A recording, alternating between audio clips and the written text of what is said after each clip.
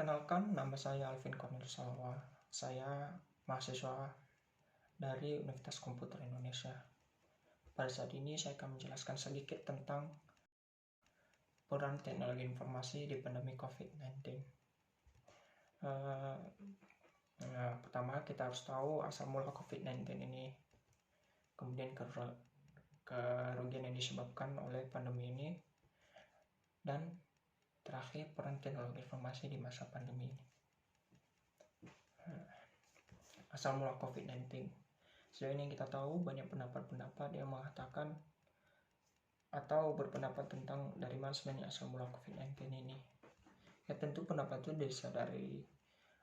tentu memiliki dasar, ada yang didasari oleh fakta, ada yang juga yang didasari oleh kepercayaan, dan didasari oleh konspirasi-konspirasi yang menyebar dengan cepat.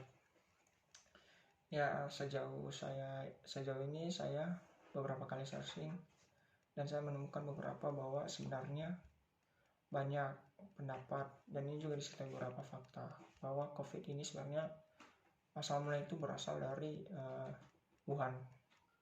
Setelah penyelidikan selama berbulan-bulan, akhirnya Organisasi Kesehatan Dunia atau WHO menemukan bahwa peternakan satwa liar di Cina kemungkinan besar menjadi sumber virus SARS-CoV-2 yang menjadi pandemi COVID-19.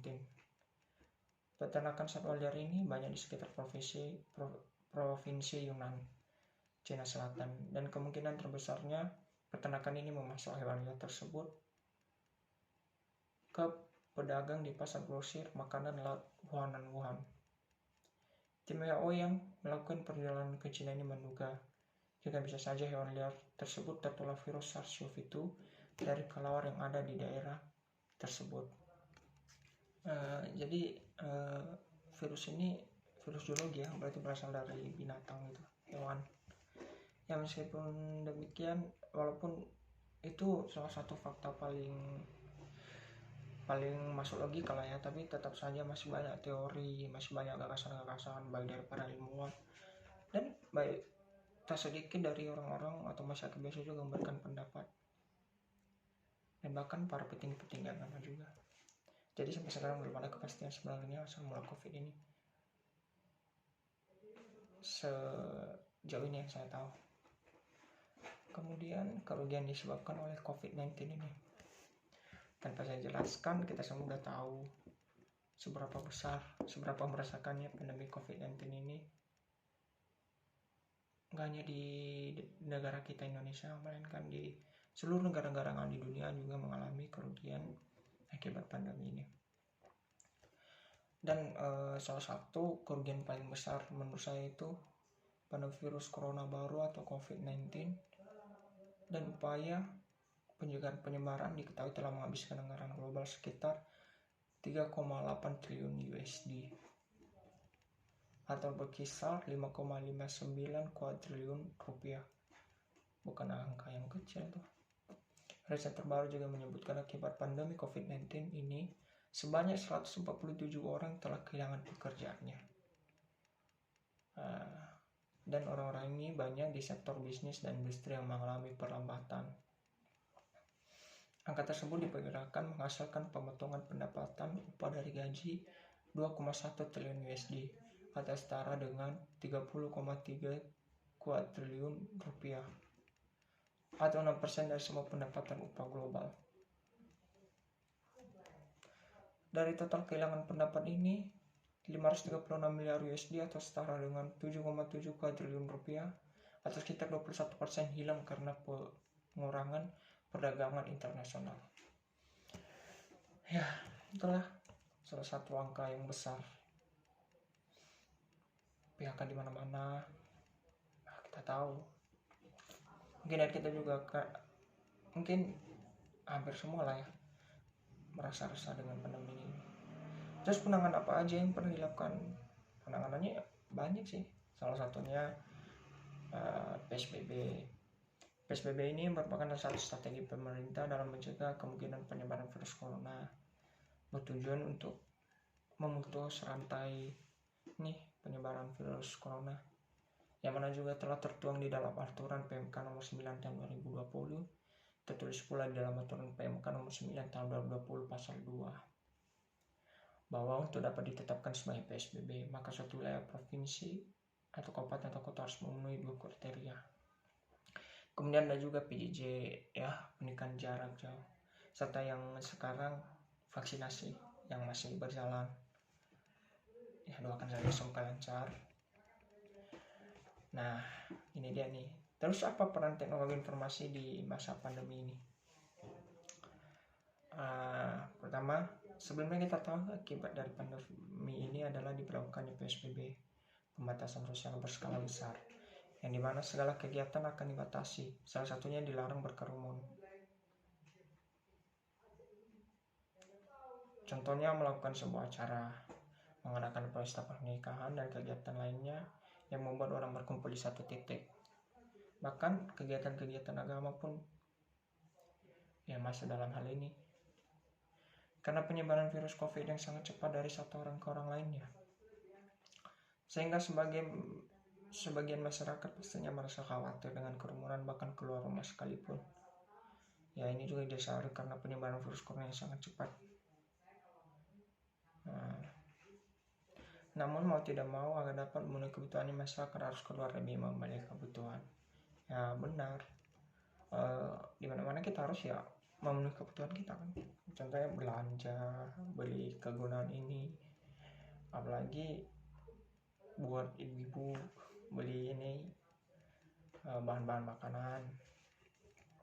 Tentunya nggak hanya bahan makanan, ada juga yang lain yang berguna gitu.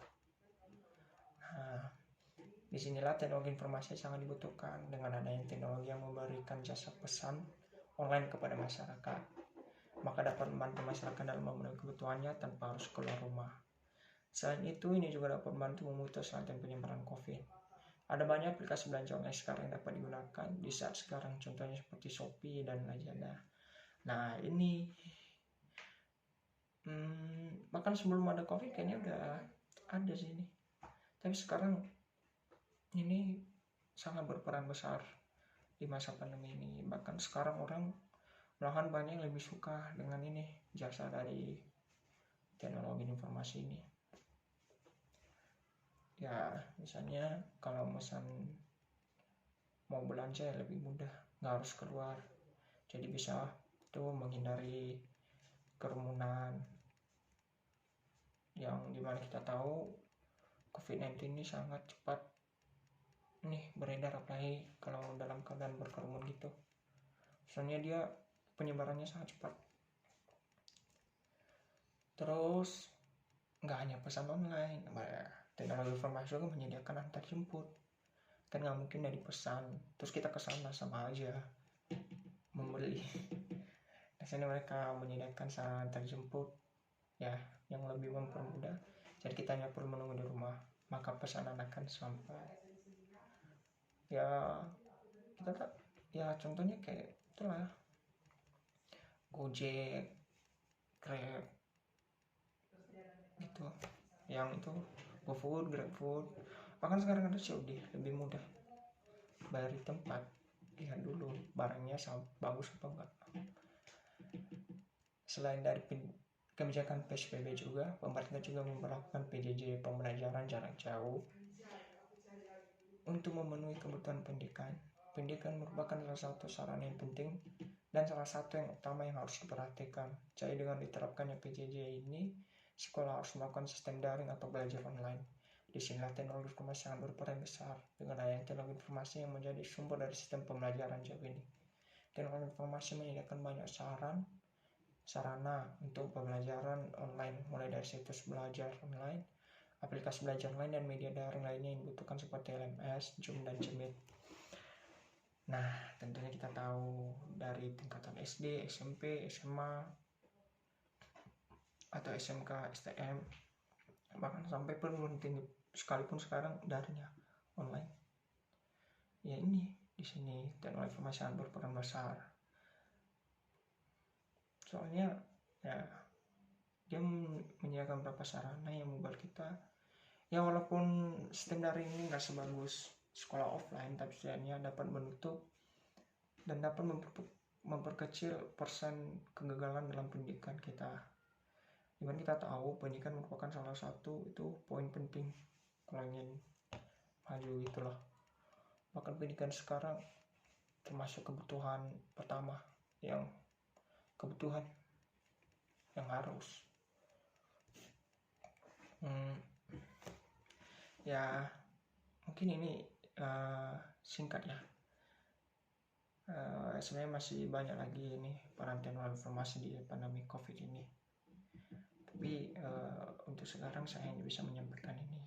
Saya juga tidak terlalu pintar dalam menjelaskan sesuatu. Dan semoga teknologi informasi makin berkembang dan makin berguna. Bahkan setelah pandemi ini, teknologi informasi semoga tetap berguna sampai ke depannya. Nih sekian dari saya. Jika ada salah kata mohon dimaafkan. Jika ada salah sikap atau ada sesuatu yang saya katakan tidak benar atau tidak sesuai, mohon maaf. Sekian dari saya, terima kasih.